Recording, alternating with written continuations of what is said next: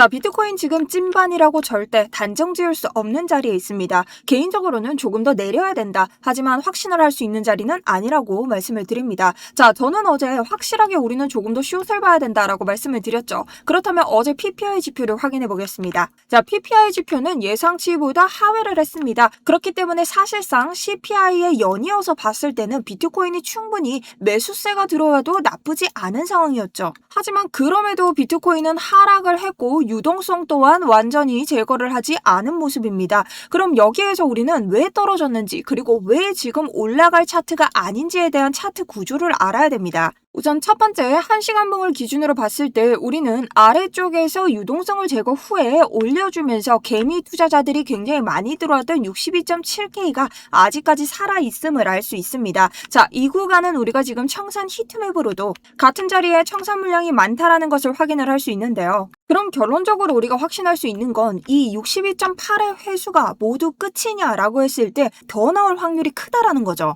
자, 그리고 두 번째, 지금 하락 파동은 끝이 났냐? 지금 우리가 조정 구간의 파동을 카운팅했을 때도 미달 자리에서의 반등은 이미 실패를 했기 때문에 정석적인 구간까지 파동이 조금 더 내려와야 하는 구간입니다. 근데 그 따져야 되는 정석 자리까지 아직 그 파동이 모두 나오지 않았기 때문에 이 자리를 이탈하고 나서 이 구간에서 그대로 반등을 끌어올린다? 사실상 추가 하락분이 남았다라고 볼 수 있는 거죠. 자, 그럼 지금 위에 회수할 수 있는 물량이 없냐? 그것을 또 봐야 됩니다. 세력들 입장에서는 모두 자신들에게 이익이 되는 구간이 움직이므로 숏 물량이 많지 않다면 굳이 올릴 이유도 없다라는 거죠. 하지만 어제자 숏을 죽일 텀이 충분히 있었고 오늘 또한 그 텀이 놓여져 있습니다. 하지만 매수세가 정확히 들어오지 않는 차트를 보고 있다라는 거죠. 즉 우리는 양방으로 털 수 있는 차트에서 상승 약세 브레이크가 걸린 차트를 보고 있다라는 겁니다. 그럼 적어도 여러분 이 상승을 확신하기 위해서는 이 고점 정도는 따주는 유동성 회수가 나와줘야 됩니다.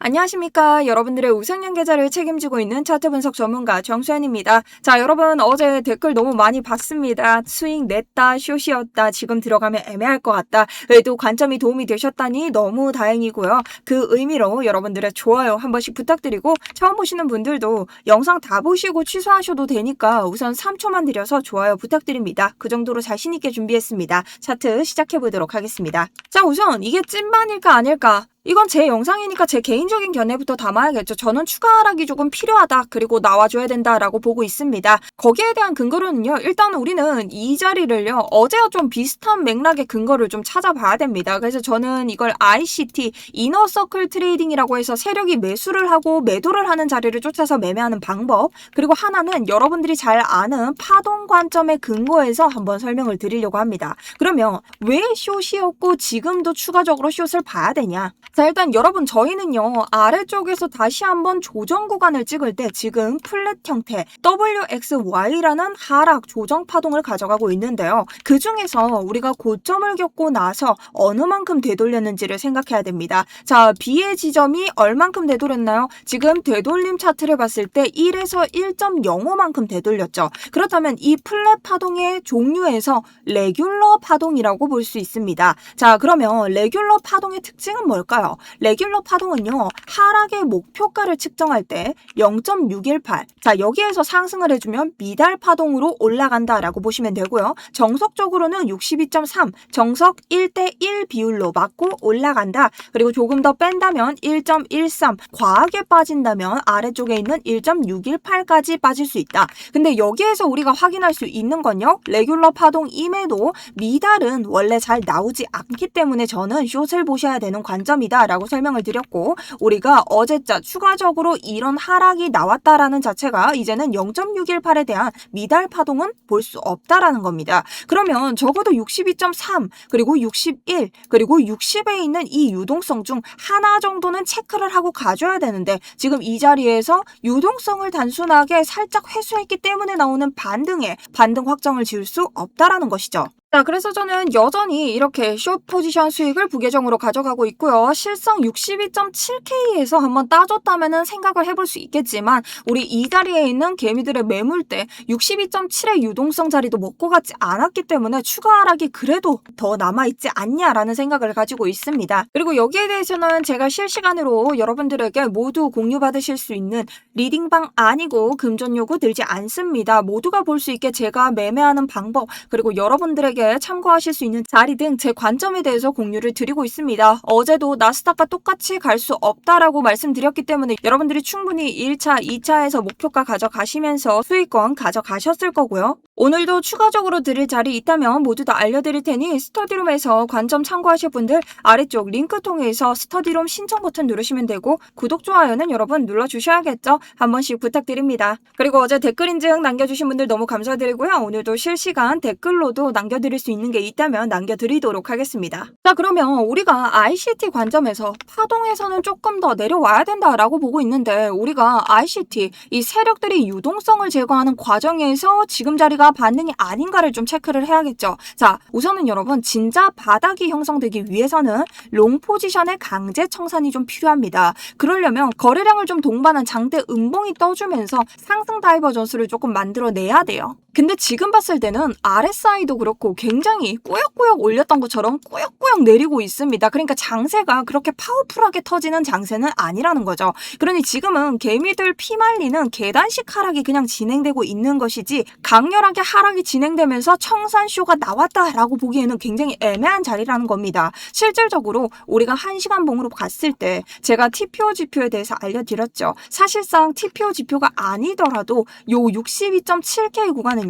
더블 바텀으로 그리고 이 장대 양봉으로 인해서 개미들의 추격 매수 그리고 매수세가 많이 들어온 구간입니다. 그렇기 때문에 우리가 지표를 활용했을 때도 이렇게 62.7K에 빨간 선이 하나 잡히고 있죠. 빨간색은요. 가장 지지 저항이 강한 구간이기 때문에 이 시간대에서 들어온 매수세의 투자자들의 가격대가 굉장히 큰 지지를 해준다라는 겁니다. 근데 이 자리를 지금 깨고 가지 않았다라는 건 여러분 이 자리에 대한 유동성이 회수가 안 됐다라는 뜻이거든요. 그렇기 때문에 이 자리를 회수하지 않은 이 반등이 정말 반등일 수 있을까에 대한 의심이 있다라는 거죠. 그리고 또 하나는 어제자 이렇게 동일 고점이 나오죠. 동일 고점은 우리가 EQH라고 하는데 여러분들이 영어에서 굳이 어려운 것을 알 필요는 없다. 저도 영어 좋아하지 않습니다. 이럴 때는요. 동일 고점에서는 어떤 형태가 나오냐. 우리가 하락을 하더라도 실상 요 자리 보이시죠? 제가 어제 페이크 상승이 있을 거라고 했습니다. 근데 페이크 상승이 있을 거면 이게 정말 힘 있는 차트였다면 이 자리에 있는 숏을 죽이면서 동일 고점에 있는 유동성을 먹고 내렸어야 됩니다. 그래서 저는 여러분들에게 페이크 상승에 대해서 주의를 하셔라. 보통 이런 자리에서 많이 물린다 한 건데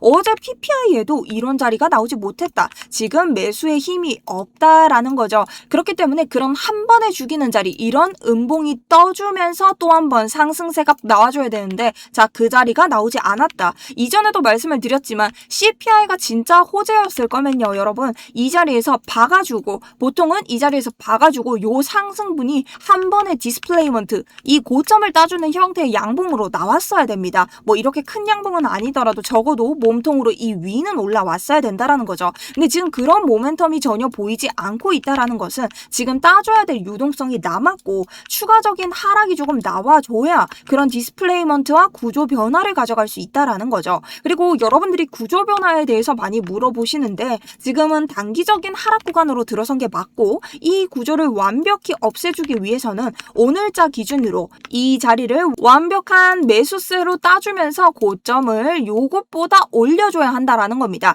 그럴 때는 가능하겠죠. 하지만 뭐 여기서 꾸역꾸역 내렸다가 올렸다가 요렇게 따주는 거는 그렇게 큰 구조 변화로 보기는 어렵다. 다만 지금 보이시는 요 동일 고점 보이시죠? 63.9를 따주고 지금 올라간다면은 단기적으로는 지금 롱을 잡아봐야 되는 제 관점에서의 폐기 구간이 나올 수 있습니다. 그래서 여러분들이 대응하실 수 있는 구간까지 이렇게 준비를 해봤고요. 있어요. 그래서 오늘도 상시적으로 여러분들이 추가로 좀 들어가야 될 자리가 있거나 지금 애매한 데서 여러분 숏 들어가신 분들 계속 청산이거든요. 그래서 여러분들이 추가적으로 좀 먹을 구간이 있다면 거기에 대해서는 제가 스터디로 안내를 계속 드릴 테니 확인해 보시면 좋을 것 같고요. 오늘 밤에도 그리고 추후 낮장에도 계속 아시아 세션 브리핑 드리도록 하겠습니다. 자, 그럼 오늘 영상 정리를 한번 해볼게요. 파동의 입장에서도 정석적인 62.3, 61K 다 따주지 않았습니다. 그렇다면 유동성의 관점에서 62.7만 땄어도 이걸 반등으로 한번 봐볼까 정찰병 정도 보내볼 수 있었는데